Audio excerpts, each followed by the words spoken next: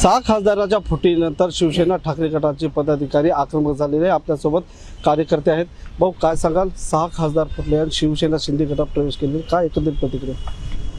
या 6 खासदारांचा जाहीर निषेध शिवसेनेने केलेला आहे।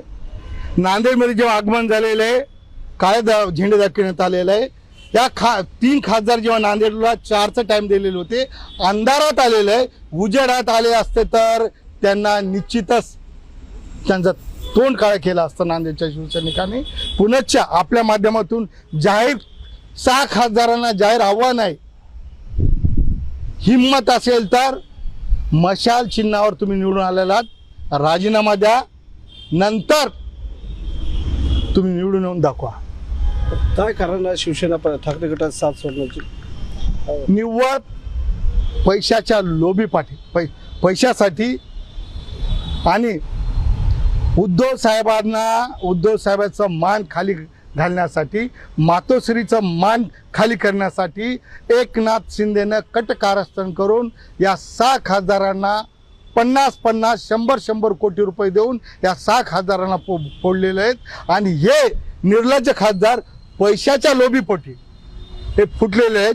म्हणून नांदेड जिल्हा शिवसेनेतर्फे या 6 खासदारांचा जाहीर निषेध करतो। बंडू जाधव सारखा माणूस जे काळ्या पिवळी टॅक्सीवर ड्रायव्हर होता, अशा ड्रायव्हर बंडू जाधवला नगरसेवक केलं, 3दा आमदार केलं, 3दा खासदार केलेलं आहे।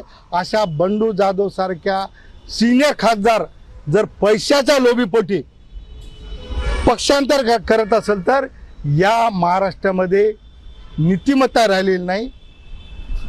जे राज्यकर्ते आहेत, सत्ताधारी राज्यकर्ते, विरोधी पक्षाला आणि मातोश्रीला संपविण्याचं कट कारस्थान भारतीय जनता पार्टीच्या नेतृत्वाने एकनाथ शिंदेच्या माध्यमातून करत आहेत। परंतु महाराष्ट्र पुरोगामी महाराष्ट्र आहे, कडवट शिवसैनिक उद्धव बाळासाहेब ठाकरेच्या सोबत आहेत। पुनश्च मी जाहीर आवाहन करतो, जर या 6 खासदारांची हिंमत असेल तर Y+Z सुरक्षा बाजूला काढा आणि नांदेड शहरात फिरून दाखवा। हिंमत असेल तर पुनश्च मी जाहीर आवाहन करतो की आपण सत्ताधाराचे भावले झालात, Y+ सुरक्षा घेऊन तुम्ही फिरत आहात, कडवट शिवसैनिक आहात, तर तुम्हाला जाहीर आव्हान आहे नांदेड जिल्हा शिवसेनेतर्फे, आपण Y+ सुरक्षा काढून नांदेड शहरात फिरून दाखवा। तुम्हाला उद्धव बाळासाहेब ठाकरे पक्षाचे शिवसैनिक कशा प्रकारे उत्तर देतील येणारा काळ ठरवेल। बरं, नागेश पाटील आष्टेकर हे देखील म्हणत होते की आम्ही कुठलेही प्रवेश करणार नाही, फक्त ठाकरे